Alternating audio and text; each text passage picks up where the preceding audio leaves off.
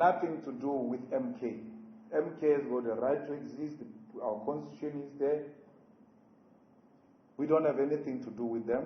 Kulandela ukuthi owabe engumengameli wezwe ememezele ukuthi uzovotela iqembu uMkhonto Wesizwe. uMalema uthi lokho kuzobe kuchitha isikhathi ngoba ayikho into esazotakula iANC njengamanje kulolu bishi ezifake kulo. President Zuma is in denial, and that is, of course, veterans of the ANC are like that. They are in denial that the ANC is dead. President Zuma says, I can rescue it this way. There is no rescuing it here. Uzishaye isifuba ke ngokuthi iqembu lakhe lizokwenza kahle kakhulu esifundazweni iKwaZulu-Natal ngokwezibalo zamavoti. We didn't just come, we invited in 2019. They invited us.